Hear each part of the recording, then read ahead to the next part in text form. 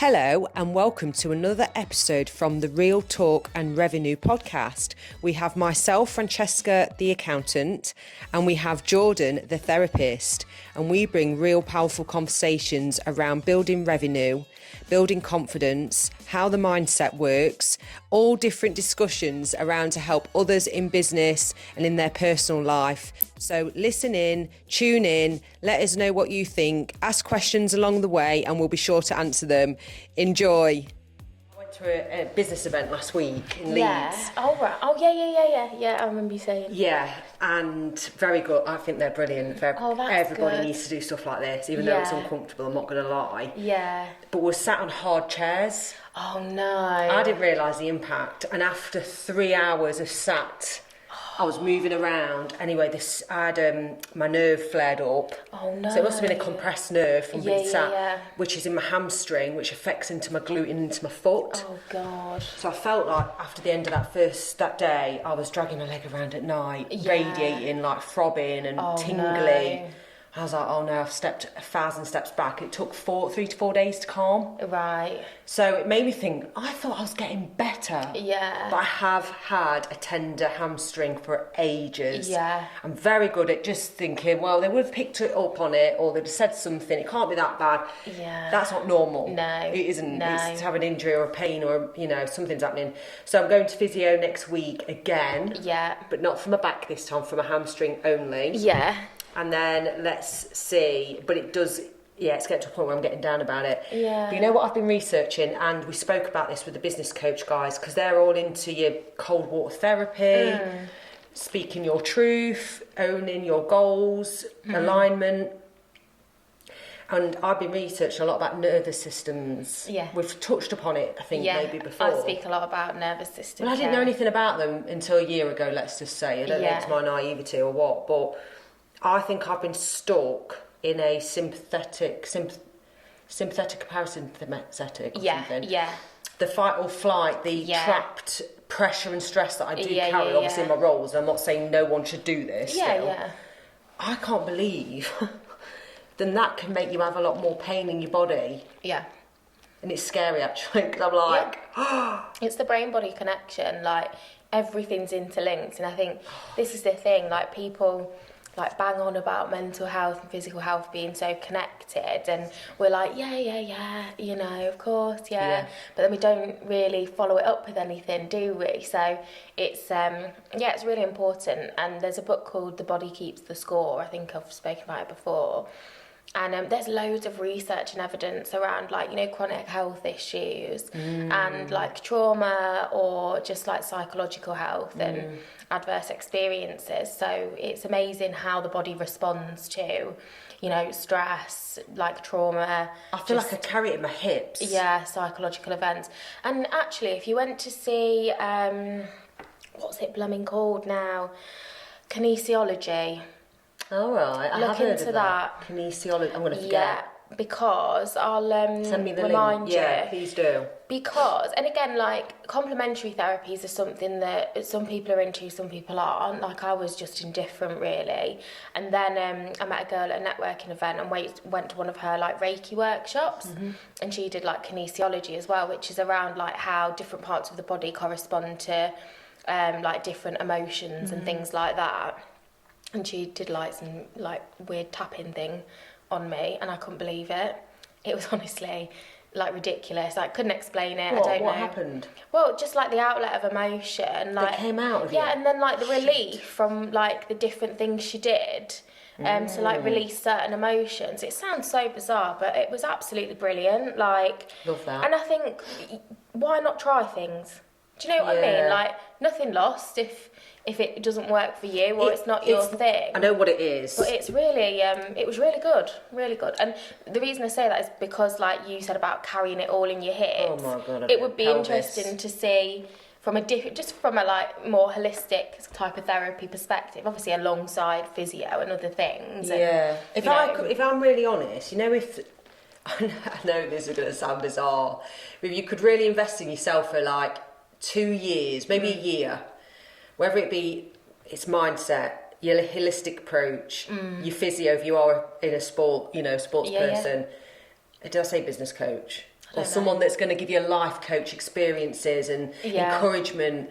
If people could invest in that, therapist, this pod, obviously this is an added extra.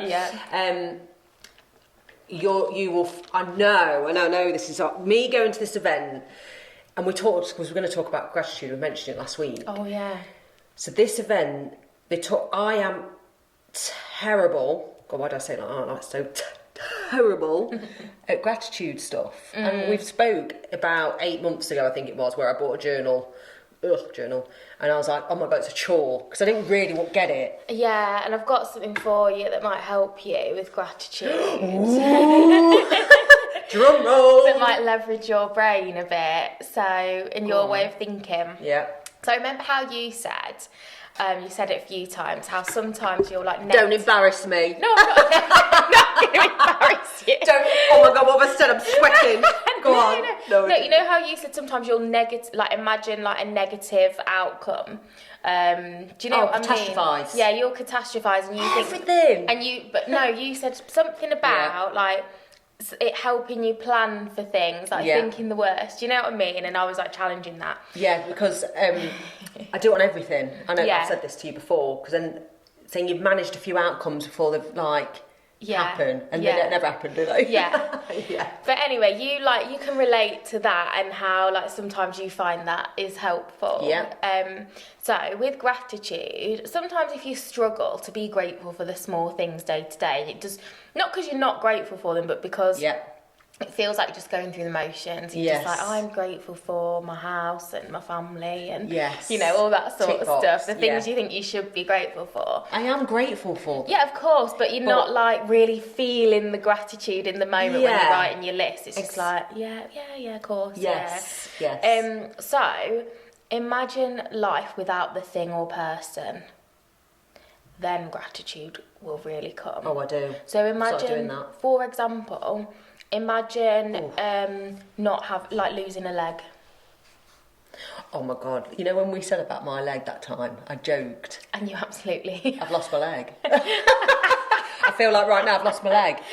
Yeah, right. So basically, when it comes to health, we're often only really grateful for health when we're in ill health and we're like, oh, all I want is just to feel better. Like, I'll be so grateful. I'll do my best to look after myself. So true. So if you imagine life without something, and two extremes as well, imagine being in a war-torn country and just not having safety every day and waking up and not knowing if you're going to be okay. Yeah. We don't have to deal with that here. Exactly. Really grateful for that. Imagine not having hot water. I know. How difficult life would be day to day. And they're the bare basics. You know what I mean? Imagine, and I know this is dark, but I'm trying to leverage how your brain relates to things at times. Imagine losing one of your children. Yeah. It's a horrible thought, but it kicks in that's awful, I'm so grateful they're here and they're healthy and do you know what I mean? Yeah. Imagine... it's even harder as kids to do this. What? Be grateful. Yeah, I wish schools would teach. Yeah, no, it's a work in progress, isn't it? Schools would be good for mindset The stuff. developing brain is another... topic entirely. The adult more rational, not all the time, brain is one thing. The child brain is a completely other thing, and the teenage brain is do you know what I mean? Yeah. I had an image when you was talking about, with schools, there's still a tiny part of me, when I started Future Cloud and I wanted to go around schools before COVID, there is still a part of me that has this image of doing a school tour. It's so important. It's so important. And if you think back to school days and, just how mundane and shit you'd think school was day to day. But every now and again, you'd have a supply teacher or someone random had come in to chat about something and you'd be like, oh, that was really good. The impression you can make on school-age children is incredible. And I've just come up with an idea, but I'll tell you after this. Schools are trying, but I think they're still really not, it's really falling short of what kids need. Do you know what I mean? In life. Exactly, but the gratitude is... do you think it's come, when your lack of gratitude, shall I say, my brain don't go there very often because I try and think positively. Yeah. So when you think positively, it is really hard to then think the worst in things, to go, I always think they're never going to happen. That's the thing, and that's fine, isn't it? But I think if you're getting into the practice of gratitude and you're struggling with it, I really do. Just imagine life without the comfortable house. And I think as well, like we've spoken a lot about your circumstances, say like 10 years ago, like very different. So you only have to revisit that, don't you, really, to be like, do you know what, I made the best out of that situation. It was great in many ways, but like I'm so grateful on where I am now, and I've like created opportunity and taken risks for the people, taking risks every day. Do you know what I mean? So, with you then, do you do it, or do you struggle? I would say like I used to really struggle. I just didn't get it, but like over the last 5 or 6 years, like I've been really like much more into kind of like self-development, gratitude practices and different like manifestation strategies, I would say. So it comes really naturally to me now. Like I can get really upset over like the most ridiculous thing because I feel like so grateful and happy to have certain things. Like don't get me wrong, it's not all day every day, of course it's not. I still get irritated, annoyed, frustrated, like a bit meh with life at times. Like so that they did mention this. It's the A Game event. They're a client of ours, and I've done some work with them before. So they had a nutritionist that I used when I was meant to do my Hyrox, but obviously I was injured and did blood tests, and it was good to chat to her. Yeah. She talked to me a bit about how my brain works because she could relate. Yeah. In fact, she's diagnosed ADHD. Yeah. And she asked me, "Have you been diagnosed with ADHD?" And I was like, "No." But that was an interesting conversation. But going back to gratitude, then in theory, because I did a strengths and weaknesses test, and gratitude, by answering the questions, gratitude came out as my weakness, which I'd 100% have guessed anyway. Yeah. I'm not going to lie here. What is it they meant to help with by doing that? Yeah. Happiness and contentment in life. Like not just, I'm happy where I am now, but like feeling happy and content every day, and like, it just helps you feel motivated, feel happy, feel good about life and about yourself. Like, it's really closely linked to happiness, and I don't know. I think people who aren't grateful do tend to be more unhappy then. Yeah. Really? But it's interesting though, because I feel like, I'm not saying I'm happy buzzing around all the time. No, and it's not to say that like, you're like miserable. No. But the more grateful you are for the things you have in life, like just the more aligned, the more content, the like happier you feel. That's interesting, because I'm always chasing what's next without thinking. Yeah, it's just it's the way your brain works automatically. But we don't have to blindly follow that. Do you know what I mean? Do we? And we talk a lot about this in terms of like, that's just who I am and I can't change. You can. We can rewire our brains. I'd never say I can't change. You wouldn't, but we talk about that generally. And there's people that you have to... I know the people that haven't done the inner work straight away just by the responses to something. So if I say, have you tried this? Oh, no, I've tried that before. Yeah. And it's like, sometimes you have to persevere for a lot longer than you give yourself credit for here. Yeah, absolutely. People give up too easy. Well, I tried that person, it didn't work out. Yeah. I won't hire again. Yeah. Talking about hiring, that's another subject coming next week. Yeah. But, I've learned, not just being great to be grateful, more grateful, but I've actually learned that you've got to sit in and really, if you're putting in a change or doing something different in your life, you have to tolerate feeling uneasy for a little longer than you want to. And so I'm doing it. I'm literally doing this now, and that's why I'm sharing it. And I want others to know this is normal. It is, and tolerance of uncertainty is linked with like reduced anxiety. So the people who are more tolerant of uncertainty can put themselves in situations where the outcome isn't certain or take risks and stuff like that, are generally much less anxious than people that are really intolerant of uncertainty. So it's interesting. I feel like as I've grown and developed, I feel like at the minute, unless this is just me being nervous, but I do feel like because I'm not certain, I'm holding myself back. Whereas I was not like this 7 years ago. It's a difficult one, and I think it can be like situation specific. I think as well, like as we age, we tend to worry more about things that we would never have worried about when we were like in our early 20s. And I think that's linked to increased responsibility and like increased like consequences to things not going well. Like, for example, I'm like a fairly new parent, not so much anymore. So now the sense of responsibility I feel is so much greater, because any decision I make, it doesn't just impact me and my life, like it impacts my daughter and, you know, my ability to show up for her or provide a certain life for her. So it's not as easy. I'm not saying it's impossible, but it feels harder, it feels more risky. The more responsibility you've got, and that could be like having a company with employees, like do you know what I mean? The more responsibility you feel you have, it could be perceived and actual, either or. Do you know what I mean? The more just the more anxious we can feel about making these decisions, because the impact is potentially like more like far-reaching, isn't it? So I think there's that comes with age as well. Like, we do tend to have more responsibility. We've got mortgages to pay, we've got people to look after, you know, at home or at work. Whereas when you're younger, it's kind of like you might have some of that stuff, but not quite as much of it. Do you know what I mean? You want to give more things a go when you're younger, in a way. Yeah, you take a risk and you like think, there's I'll less. be all right, and then you. It doesn't feel like that at the time, of course, it but doesn't. there's you reflect back, and of course, like things feel a little bit more possible or in reach if you want to, you know, move somewhere else or go and do this course or this or that. Do you know what I mean? Oh my God, there's so many things online now where you can watch people's lives and they're doing some incredible things, which can then have a counter effect on your mindset, which is a shame, because I see it a lot where people have to come off social media. Oh yeah.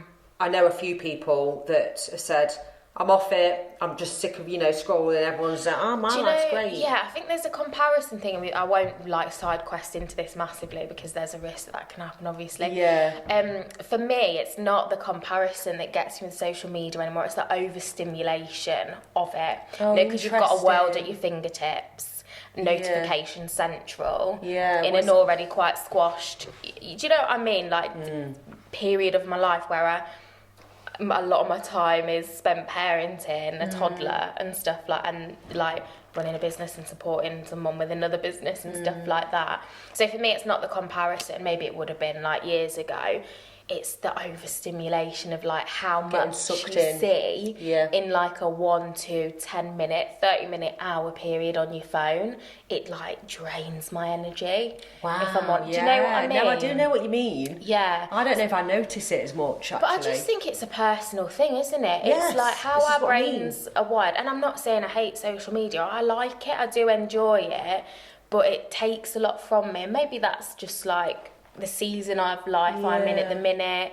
Maybe it's as I've got more aware about my own nervous system and how things impact it and stuff like that's that. really good. I think everyone should need to be more self-aware. And actually thinking about it now, I think perhaps I have less capacity for it now I've got a toddler, because like a lot of my energy is obviously taken seasons and reasons. It is so true. So I've not got much left at the end of the day between work and like parenting, and that's not knocking it, like I love it, but it takes a lot out of you, doesn't it, having like small children. It's so true. And I messaged you the other day because I've put us in to speak somewhere. I'm not holding, we'll see what happens with that, but one of the things they asked for was LinkedIn. And I thought, and this is advice I'd give anyone, if they were to search it, they'd be like, well, she don't look like a speaker. She don't even share the podcast. And she don't really share it, she's a therapist. Which I do on other forums, no, but not LinkedIn. I know, but actually that's not where I've invested. No, it's a good audience for you, by the way. But Rosake's going to help me with... No, but my point being is that you have to, in a way, like I say, social media, I know, I don't even dare come off. In a way, and that might be poison as well for my life. But it's a hard one, isn't it? Because it's bittersweet.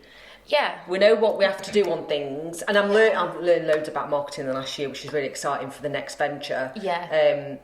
and I know I could help elevate a lot of people's marketing, and a lot of it's just mindsets as well, for example. But yeah, I feel like I get it. Like, there's me messaging you, could you just do some more on LinkedIn? Even though it would be quite easy once you get in the flow. I'm not saying that, but I get why people struggle with social media, is what I'm trying to say. Absolutely. And you're right with the overstimulation rather than comparison for some. Yeah, it's not the comparison, it's the like volume of information and how overstimulating. I need to be doing that. No, that outfit's nice. Oh, hang on a minute, and then I could jump. And you completely forget the amount of times where I go on to do something really specific, and I completely forget, and I'm like, what was I looking at?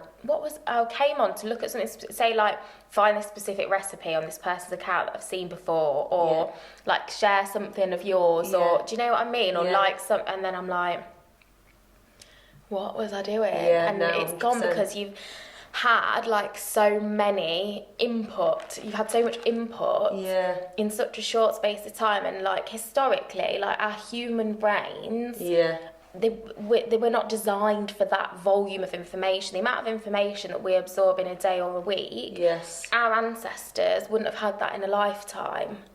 Do you know what I mean? Because when you think about like really back in the day, you know, when people didn't move far from where they were, there wasn't like TV or anything like that. You wouldn't have that amount of information coming at you in your whole life. Like, and maybe the nervous system thing in 1 week wasn't even as bad as a thing. Now it is online and sharing about it. Yeah, so it's no surprise now that we're obviously looking at nervous systems, at psychological health and things like that, because we're having to invest in that to be able to kind of like cope with the world that we live in now, which is like very noisy, like very loud, like you can know everything from around the world, not just like where you live or the country you live in, and it's a lot of stimulus, I would say, which I'm very pros and cons, do you know what I mean? But again, it's like learning to manage it for yourself.